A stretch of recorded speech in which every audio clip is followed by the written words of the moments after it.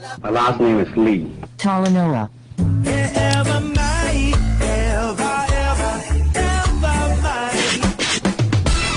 Ever mind and tune in to our podcast, LALINOA Podcast.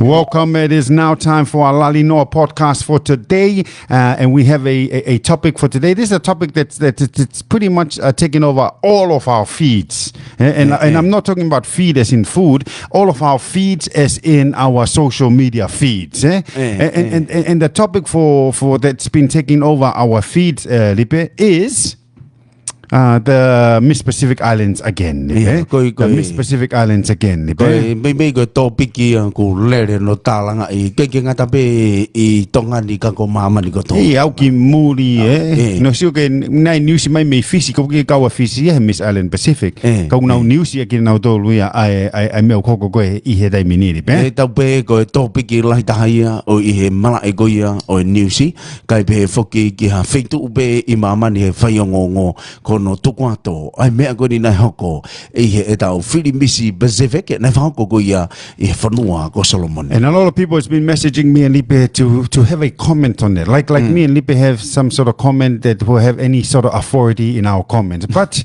people are asking me and Lipe and Lala, do you guys have a comment on what's happening with the Miss Pacific Island? And the comment is like this, Lipe. The few beautiful footage that I've been seeing, Lipe, is Miss Tonga and Miss Samoa together.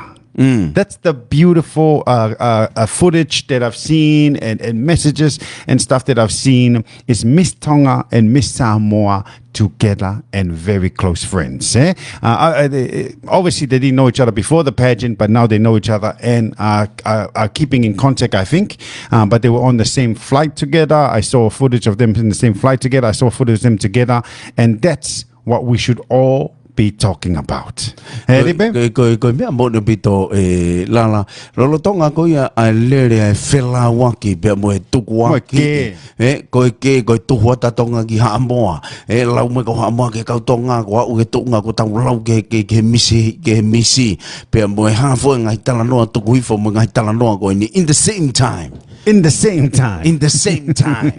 time tatau ko yo ngo misi o kuna fu Valele of funny of na waya ngai tang tu mai ke time ko na fe ko foki me on fala ka misi ka pa na to ki ma to ko ta si o ke time na foki me on fa ko ai ngom Miss Tonga me Miss Samoa ko ya ai fe of funny ko na haki na talano le alu ko na hango la mai na se ta ha mai he pakapuna na heka mai ko he pakapuna elala na se ke he bena Lipe kau ne na hu ke wa puna pe tonge ta siata tonge ta siata tonge ta utu fata ko wilo na fenga ke o mai ha message ke he ngo pure anga mo kakai fata ke ngo kakai ko ha mo kakai ko tonga na fenga na waya lala ke tala mai ki tonga mo ha mo pa ke ta fano mo me gu fa pa ke ta fano to ke fe message o mai he ngo tahine ko message okuna lelei benawa okuna lelei benawa Lipe ko to ta be mai ga ge ngo mai harea ko ma ko telefoni pe au ko re tu kia ko tu pou havea pa kai be ko telefoni mo teknologia ko ni wongo le ke la ko ta tala noa ke atonga ni mo ta kakai Koya. Ang katuunga tau kapiat ka na ka hiri koya. Ang ayang misi o tuku mai ha misi mo habea o talamai o tama. Ongo fonua. Ongo fae. Kau fefine mo kau me kau fefine. Kau fefine mo kau mutulau. Mo sio mai ko mauai. Ko mauai ni. O matufana pe mauai O ikai ke ya polo pare mai. No problem. Lala ko sio ko ke tau fahinga tunga ko tau ye tau mate aki tau fonua mate aki be hamo na foi sai ka prepare mai ko me ko mate aki ko tau fonua he ko ma mori pe mate aki be ma Miss Tonga ka ko me ko ke tau siu ko ke ta faku ko ke osi ko a fe au he os pe fe au pa tau hango lau tau accept tau accept pe ola he koina o accept pe he o tahi neri pe io ko tau tahi de mistonga lala fefine loto le leimoni sila ko ko no loto lala hange afutanga isuka ko sila ko mani he tamaho ho lala ko uhinga Neo ngoai pe ka to unga pe na e au ke ne atamai mo ne whakakau totonu ke ne ikuna e misika mai misamoa. But the end of the day tam the announcing mai misamoa lala. Ei, suka pe no loto. Koia. Ko tahine filau. Ripe. Ko tahine filau pa. O aki os. Ko tahine filau. Filau. O wai hono konga ki e wazela. Tahine mistonga. Suka pe lolo o ia ko lolo. Ko lolo. Ko kalate he nang no konga ia ko ki e wazela. Kono no tong suka. E ko mau fonoa mau tau lala. Suka pe mea ngatoa. Mako tata ke unga. Te ke lau mai ko, te ke kape mai ko mau tolu e mau suka hape pe mau tolu. Mako tatu ko ai konga ko ki ewa ko ai tahine ko mistonga. Te ke lau at ke mistonga. Te ke kape at ke mistonga. O wanga anga noa ia pe mistonga ia. Ko suka ia. Ko mea uhoka ki ewa ko ne anga noa ia. Heri pe? Halo ke heri pe? Lala. Ko anga isuka ia. Ko anga isuka ia. Ko anga isuka ia. Toka nga pe ho tau suka na ke mohi tua. Ko ni ova pe ko suka he te au ho whamatala i ko mistonga ko mohi tua.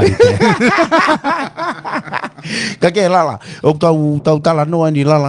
Ke tuku hi foa ngahi pausi tukua hi foa tau ngahi tau tala ko hai mo hai at the end of the day o kuloto lelei pe ngo misi ya ke ola ko de omai o kutari lelei e mistonga ai ola ko ya aki ai whanga fotunga kuna omai i he social media ke he ongo whai whakatau osi ko na ta mai ko tau te whakapuna na lue tam ko lana ko mea na to yongo ta ka u yo tam ko na o so fere me ne ongo ka ko ho si o misi tam ko lana na hifo ko me whakapuna na lue na piki ni ma hange una one pe os pe ko ya pa tam na ke na aloi ki hamoa foki mai ki tonga ni na Fiji tam na haki ai man the message is there the message is there hange ho tala no mo si o e social media na ke tu ko ta fa ke ngo misi no pe ko lala ke tala noa the message is there it's us to listen it's us to watch and learn tau sio pe tau mau a message una o mai. There's nothing going on between them. No. Kona wena ton ke logi ha mai be mi ha fa. Kona wena na iai. Ko ia. Ko tau tolu ko ni we were not there. Na ta ospeta ta no because ila la ke ha. Ke he misi. Intea. Ke intea mo out there. O ko e mai no e tala noa pe kai. We were not there. Ko kau intea. Ke hapapare mai kau India. Ne pe kau papare mai kau India ni India. Ne ke papare mai ngo India misi. Kau India ke he ne na papare mai. O ko ia we kau tama kau Inta noa ia. Kau India ko ne na ia I ko he sio misi. Ne na papare mai. Kau India ko ai mongo misi saya bito na wa ia ripe. Ne ki komeni ki mo ripe ki famatala ripe ne pe mai. They are hiding their feelings. This is very true. Obviously, when you lose a competition, you are going to be sad because you've put a lot of effort into winning the competition. But at the end of the day, if you had ever played any sports in your life, you are going to go into that arena or go into the field wanting to win. You are sad when you lose, but you eventually accept it. And that's what we're trying to say, Lipe. That's what we're trying to say. Miss Tonga obviously was sad when she lost, but she accepted it. She accepted the results. Her and Miss Samoa are very close, what we can see on social media. And tatau be matau tu ko ni. Matau wala. Dia ko kwai be ta fai ke mo me ka ko tai mi ko tatau ta friend dore re check it out si o mai. Okay, ilo le le ta friend to le le. The friend to le avito be tau ai ka ke ko me mon la ve ko ke DJ LALINOA. That's a true one right there. She did not lose. She won first runner-up. You know, that's a win. That's a win. That's a win. That is a win. But you know, forget all of that. Forget all of that. What we're trying to say is we're having a lot of arguments over stuff that we didn't know what really happened. But at the end of the day, there's messages coming from the two Miss Samoa and Miss Tonga, and the message is to reunite, to have no more Tonga, Samoa, and all of that, that they are close and we need to be as one, Lipe. And the one is Pacific. Lipe? To be as one, and the one is Pacific. Hello, get it. The one is Pacific. Maria Dama. The only thing I have, I felt sorry for, Lipe, with all the arguments, and Lipe will put this in Tongan, is I felt sorry for both Miss Tonga and Miss Samoa. There's a lot of bickering, there's a lot of back and forth, and I'm not just blaming the Tongan community, I'm also blaming the Samoan community as well. The back and forth from both communities, and then everybody forgot that you guys are going back and forth, and these two, Miss Samoa and Miss Tonga, are the ones suffering because their name are dragged into it. Their whole pageant performance are dragged into it. And I saw a post saying, explaining this, why her interview was good and why this one's interview was bad. All of it. You guys are analyzing it on social media, on a public platform, and these two young ladies are the ones suffering. And you know what's funny, Lipe? There's a lot of messages, I bet you, from people that's advocating for do not cyberbullying, that's advocating for empowering women, that's advocating for let's encourage our youth to do better. And then they are probably the ones on social media putting down these two women. You cannot advocate for these things and then I'm going to put aside my advocacy right now because I don't like the results. I'm going to put aside my advocacy right now because I don't like the Missy. And then I'm going to cyberbully. I'm going to degrade these women. And I'm going to make sure that I don't encourage these youth to do better in life. Because I'm going to put aside this advocacy. And then when that's done, I'm going to go back and advocate for women, advocate for the youth, and then advocate for not cyberbullying. It doesn't work that way. If you're advocating at 100%, not only when you feel like it. Lipe. Koe mea mo ni bedo glave ga DJ LALINOA. Niongwa ye tau ngahi whenla wanki ko ia kau tonga kau haa moa pe ko hai koe I he taimita tau o koe ke tau hanga ui loi. Koe ongo misi o sai pena waia hoko e tau fe ta aki o ku lave ai ngo misi ia lala ia na ta fa aki pe to tonu ke tau hanga fa papa pe ka ke ngatai ma fa kai ro molala ke na tol ko du o tau hanga tau ka ve ai tuku e cyberbullying pe mo ngata fa aki ko ia bedi mo popo I go hoi ke fine popo I tau tupu mo ko tau tolu tau toi hanga ke pe tau tolu o fai me ai tam go tau fai ho ko ngai whela wanki ko ni o whika wanki ko pa me ngo misi ko ni he ko me ko sio go gai time ko toa o tau popo o tau tu aki o tau laka e hala pure anga I ta fa ke cyberbullying ta fa ke popo ho ik fine popo e tau tupu pa ko ni hoko pe ha me ai ke ta ha ke fusa ia ki tai ai ki tuku le vai ke ta fa ki te toki popo he wika hau kau hanga o ki Tapalasia ki toko taha koe ni. Halau kei ripe. Kei anga e le tu koe I he taimini mo tolu koe mo mea mai koe ki he tau pōkala ma LALINOA koe ahoni koe kore. Koe kore. Tukua. Enough. I don't want to see it anymore. I don't want to see it anymore. I don't want to see I blame the judge, I blame the MC, I blame the miss, I don't want to see it anymore. What I want to see is congratulations to Miss Samoa for winning Miss Pacific Islands, and also congratulations to Miss Tonga for becoming the runner-up. It's been a long time since Tonga became a runner-up in Miss Island Pacific or Pacific Island, and it's a big big achievement that it's been done by Miss Tonga. Hey, Lipe. Koe mea mo oni ambito. Koe mea to tolu ke ha tu mea tau tolu koe he tau mini. Mana tui koe sipoti ko tau pe pau ke ai kuna pau pe ke iai pe mo ulungia. Kau ke he foki e tau misi e tau tolu. Na i kuna whakatau osi pe. Na i kuna misi Samoa ia ai kalauni ke Miss Pacific. Pe tau first wana up level tau tolu. Pe kai ke ngatai to i kuna pe he Miss Tonga ho tau loto ko toa. Nane whawhunga i rei ho tau whanua. Hey, Lipe, I've got a nice comment here. They showed great sportsmanship, and that's a true one there. Yeah. Plus, they both won. I applaud them for what they did and both walking away with a smile. That's beautiful. That's what we all saw. That's what we all saw, Lipe. Oh, yeah. Go mea mo onia. Hange go mea malave go giai. Tau nofo tau tolu ko ni ka je tau kau he misi.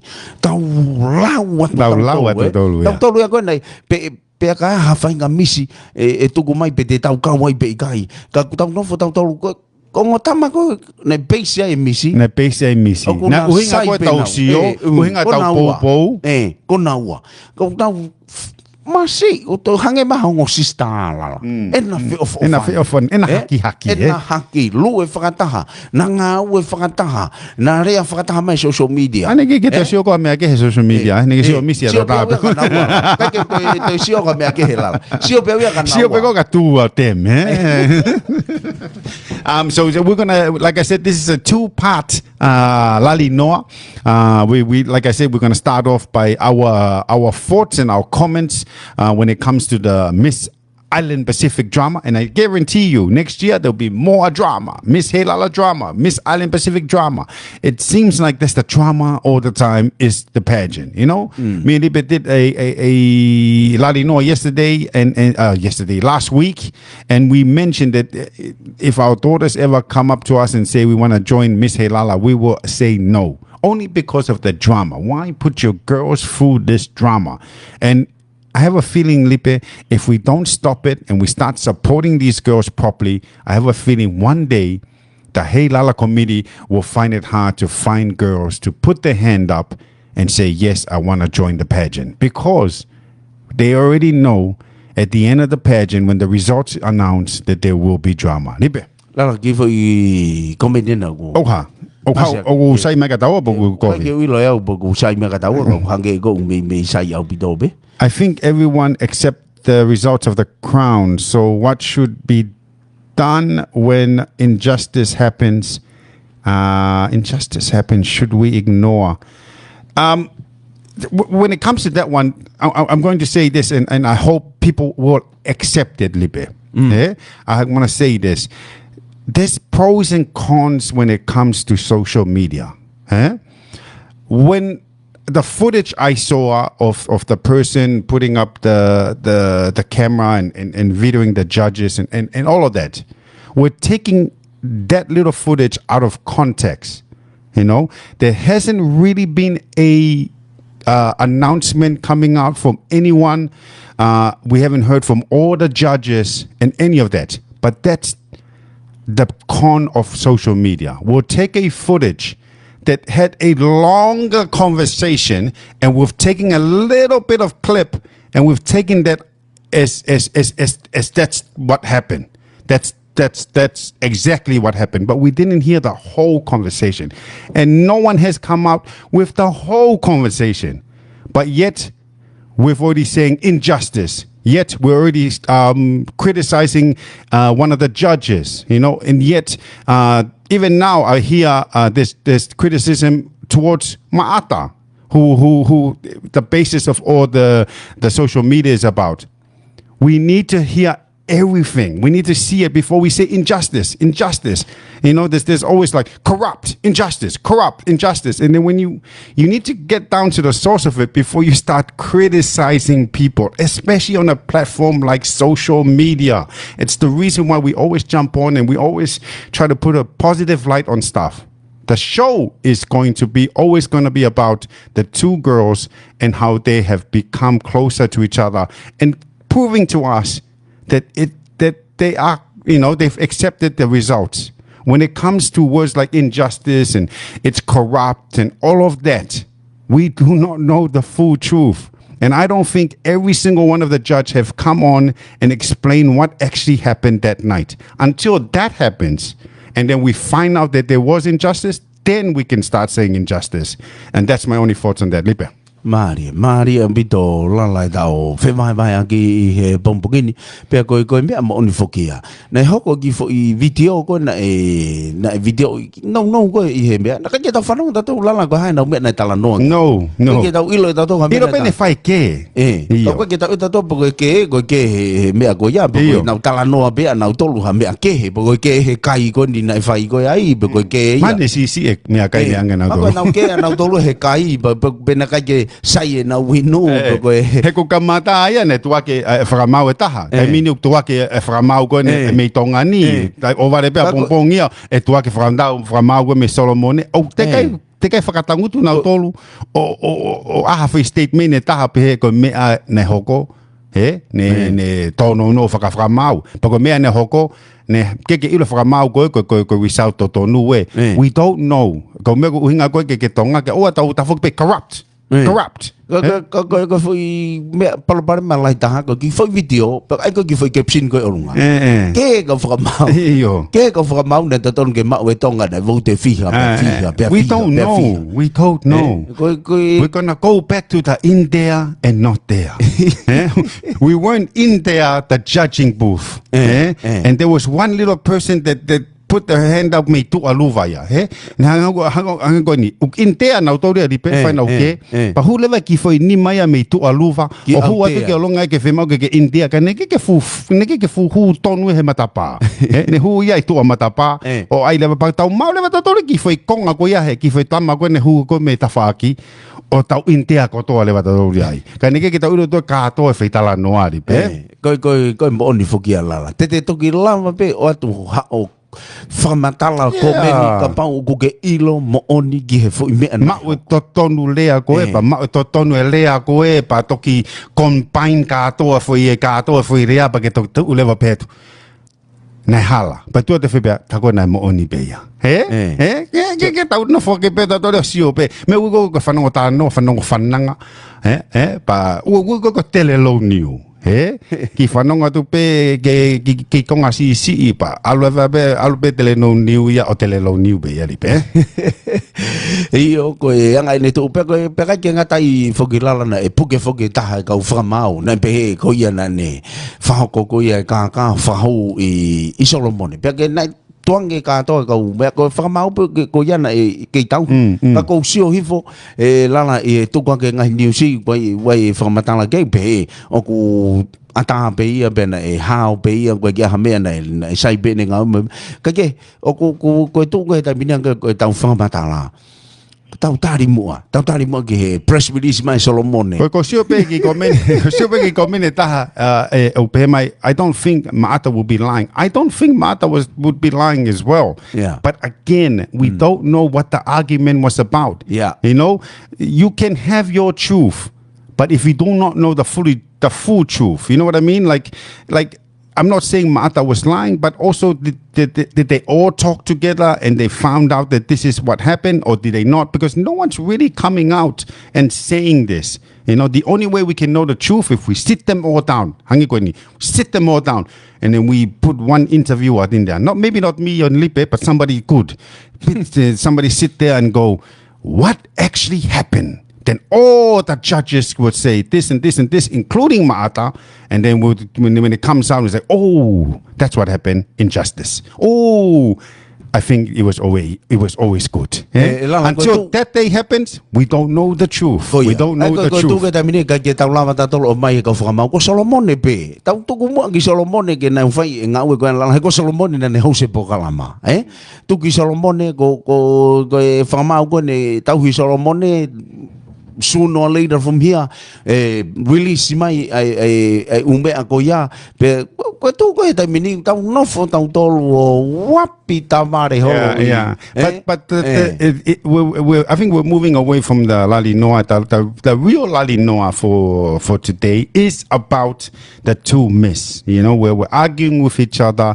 Even up to now, all the comments is saying corrupt and all of that, but we're arguing with each other. But the two myths are getting along lipe. Hello lipe. Ko mahuinga. Ko mahuinga, ko mea ko mahuinga, ko tau sio ko ngo misi. They're getting along. Oh, hala hapalo pare. No problema, eh? Ko hake ko lau mai ko tama lahi ko meni pe mai io ko mata mo ni mai. Wait, ko mata no special mo. Ko mata, she's living in Solomone. She's staying there. Just leave Solomone deal with everything. Mau na tala no bena to mata. I think in a couple of weeks we'll know the truth. I'm sure they're doing a investigation. Investigation. Ko yai mo tu no ia maata tu no mo hai ka hingoa me fa mai ta. Cherry. Tu no mo cherry. Ko cherry na wi Solomone gu tau hia to ai Solomone ke fai nga we ke ko maata na no fo pe ai te na tala no le la so sooner or later te ta wilo mo oni ka ko ni ko tau hanga tau tolu o tala mo onia lo ya. So this is the only thing with social media, we become the judge, jury and the punisher. And that's the truth. Whenever a little thing comes out here, we just get on, start texting and posting, and then they should really fire this guy. They should really stop the pageant. All of that. We become them people, but we need to wait. At the end of the day, I haven't seen anything that's come out officially from Solomon Islands saying that we found the truth. This happened. That the truth is this and this and this. Until that day, we're all just speculating. We're all just having assumption. And you know what they say about assumption? Assumption is the brother of all. I can't say it. Mani, shiki fa fa fa ngo tahi ne misi. Ana like it. Una heka vakapuna fakataha. Una haki mahafua kai ke ya ha fainga me de tau sio wa fainga va ke tau hoko ye to ke ko ni lala. Hanga he ngo misi o mai e fu me mo oni ka tau tolu. In the meantime, the wait.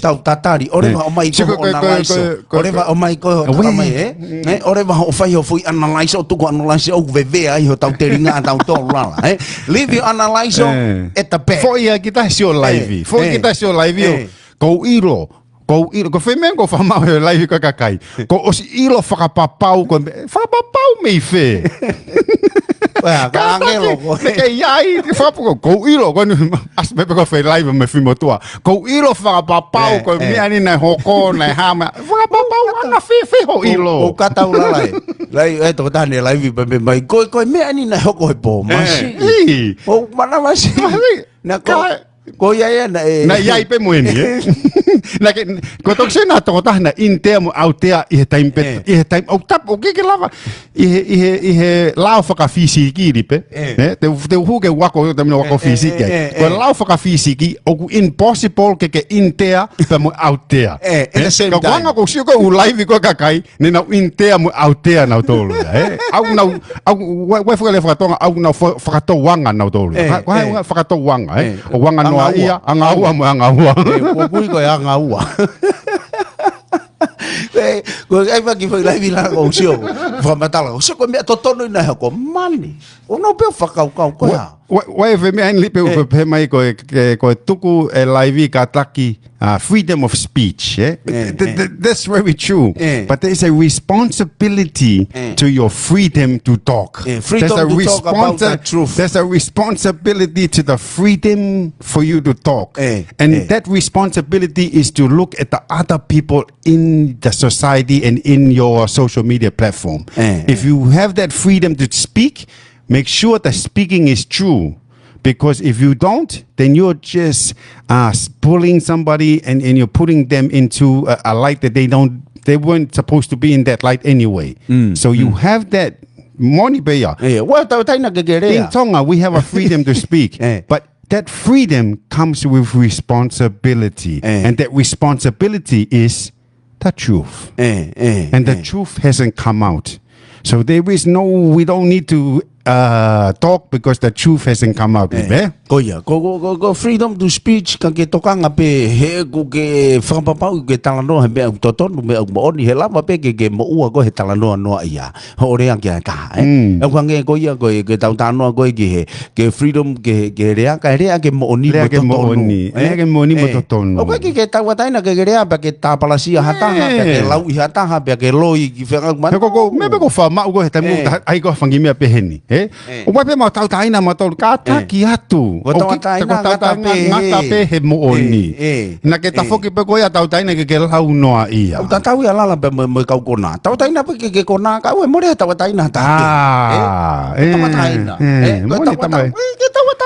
freedom ka wai responsibility wai mea mui mai he freedom ko ia ka ke ko tautala noa foki ko mea mau inga tau po kalama ko ni tau ki i tatari mu ai tau ki wait tau ki hold fire tau ki hold fire lau ko mo to ko me hey hold your horse hold your horse that's a true one the truth will come out very true the truth will come out it will come out from the officials over there in the Solomons or come out when all the judges are together and they all agree we made a mistake or it was okay, the mistake wasn't made. That's the two things that might come out. Libe? Ko ai tau taitari be ki Solomone ke nau toki o mai me totonu momo oni na hoko. Pe tau toki talano are wa he ko tu ko tamini. Ko me be ko inga ka te ulala. Me be ko inga ka te ulala. Fa ngomisi. Pe aku na varere pe na wa. Na tuketa pe na wa. Tuketa pe na ka ka pa pare mai pa ka ke wilo e ba ku tau pe ai tau tolu ya. Ko na ko mai he ngomisi me totonu ke tau sio ki ai. Ko me be tau fa tamini hold your horse. Hold your horse. Hold your horse. Mo ba we ve ai. Hold fe. Unha ko me e wa mo poto he hold the horse. O hold fe horse libe. O hold pe. O ala pe o fusi mai hold the horse.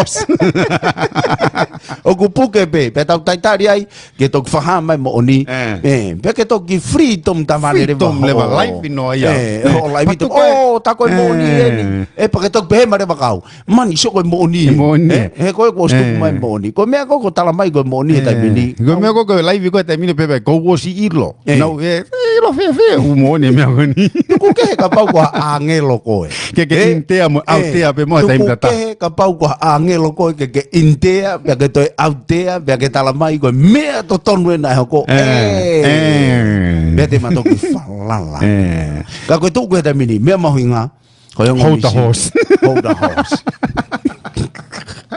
ko ma foi message ka moto ka live ko toa mo ka post ko toa ko tua ki hai tua ke from mau tua ke MC poko ilo toton ko mene hoko mo ha ko ha fe ta ko oku corrupt of injustice hold the horse hold the horse malo be ko si mahino la Marcos mahino feta fake ko ya ta kia fele ke ta programa fika wa e comment man be ka kai ke programa ko ni ke popular programa ko programa fika wa ko Valentine's Day Valentine's Day aho vare ia ofa o sango faka tonga e Valentine's Day Valentine's Day ya la ko aho vare ia ofa vale ia ofa anga ko fu aho mo Agos mahino ya ripe ko weekend ko to atunga beni to ala ko ka tau se fo ripe wai kato ewa pa ko kato to hema bo to mata o wai me ai wo go wallet ago hu beni mai hema bo mata to wallet angi au pito pe ke ho ofa anga pa pe mai ho ofa anga ko mai wallet ba mengai he ko ahoni ko vare ia ofa anga angele va wole tiki ai ala gari pe mari la ko ia ko chocolate ko ni ko a ho mari ofa anga pure ke ware ange ka to pe ai mani ha ko ri pe ha ko o ko pe la hala au pito foi bia bana ko tu ia ko ta mini la ko ofa anga la o ko to live o toko lahi o whaanga iyo toko lahi ko whaanga ai ko hoa ko kita hini mo kita msi nau toho tolo no to pa ko faanga au pito ko fa e ko hoa ko tamai ave ga ware ti ako so ko ave ge hoa si ko e wa ave ge fa e hoa ko e ripe hala ho fa ka si ripe ko ni ko Valentine Day hoa o faanga Mother's Day fa e be aku to tango fa nau ge at ho Mother's Day halau ge ripe la ke hunga fa ka se me he ka bai ka e te ke poki pe kita ya me sanwan ki ti se ma ka to ka ta mini ku ke tata bai ke tam ge ria be ka ko le be ku ke tata bai ke o ya yo le be be o ge ko Valentine's Day ko ya ko Mother's Day ave ko fa au ke ta fa nau tange ke at ho me o fa ko Mother's Day mari he ka ko ho ko time Valentine ave ke ave fa ho but time Mother's Day ave be ke fa ho ko wi la ko pure ko hoa ko pure au pito ko fa hoa ko fu pai pa au pito ya pe ko pa be la ke alu gai alu me ka to be la alu ka to be gai mari ta ma hori pe to ki ta fe foi le to ta fe foi au ta fe fo kia o ma ula hileva hoa pa ta au ko hala ma be au ya hala o tangu le ko vai ko au maha pa ke ma le ko ki fangi to ko to e wi ko to so ko me ni ko ngata ta boka la so ko to me ngo porque frata ha ko mo fra ma ko fra hu porque frata ha mo cherry kwa mo cherry fra hu so mone fra hu go to kan ko ko re ka polisi na fe ma avate mo si ko ni fra hu e tai mi teu spende ya Valentine e briso kwa polisi teu puna ki ha moa he ko mau misi ne mau ai penge ita kau live no ai ya Diga mas como é que tá que tu com faria vatonga atunga moto ko bu fano ma ti mo moto kai ko rea masikoni matu ko rea fika la ke masikoni ko rea fika Indian kai ko rea fika waki ko rea tuki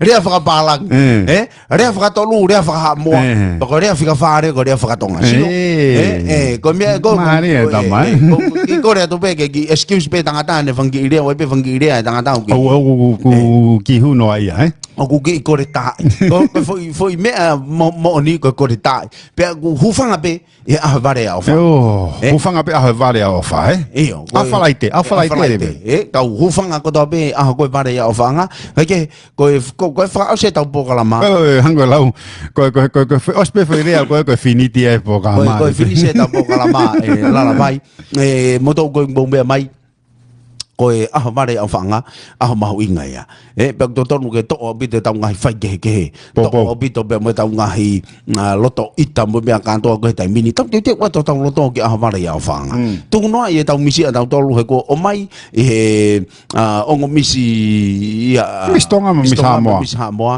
ai foi lau mari to tonu ke tau yai ma ka ha mo fe ma ke tau ta ko Pacific tau tolu fe ma ke tau fenga we aki tau ma le fe ma ke tau fe fa aki ngai me ko to ko ya fe ma ke tuku ka to ai ta fa aki tau fa ke pe mo me to tonu na hoko he ko ya ke to go mai Solomone tu ka to Solomone tau tatari ka to ga Solomone tau no fo pe tau tolu sio ke vare ya ofa.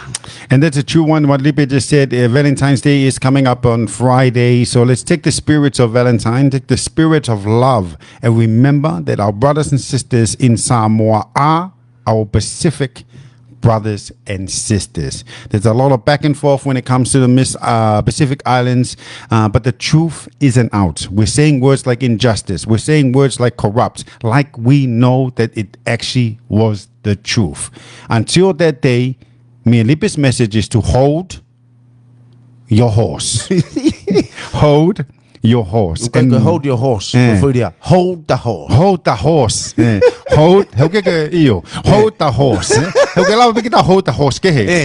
O go vi helao go lava bigita hold the horse. Hold the horse. And remember that in amongst all of this, the back and forth, the drama, the swearing at each other, the swearing at the two pageant miss, what we saw is a beautiful thing. We saw two sisters embracing each other. Miss Tonga embracing Miss Samoa as the winner of the Miss Pacific Island, and Miss Samoa embracing Miss Tonga as the runner-up for Miss Pacific Island. What a beautiful thing. We saw them throughout the time that they spent in Solomons together. Then we saw them, a photo of them two together on an aircraft flying back to Fiji. And we need to remember that is a message that's been sent to us by these two beautiful Miss, saying that they see each other as sisters, and we should do the same and see our brothers and sisters in Samoa as our Pacific brothers and sisters, and stop the bickering and wait for the truth to come out. Libe. Koe osi ia lalabai. Lama lere ia tau poka lama ko ia o e pompokini tau LALINOA. Tala manua tu ke tala whatongi ko ia ahoni. Hange ko mea ko glave ko kia i he pompokini tau whenga ke tau wheo whaa ki ko ahoi ni o e ofaanga. Vale ia ofaangan. Vale ia ofaanga. Tau hoko atu ko kia i bang totonu ke tau mau. Ai ofa ko ia ki he tākatoa. Ofatu, this one's going out to everybody out there in the Kinematonga. I want to play you a song before we come back. And that's it for me and Lipe. Hope you guys have a good time, good day. And that's it for our LALINOA for today. We out. Out.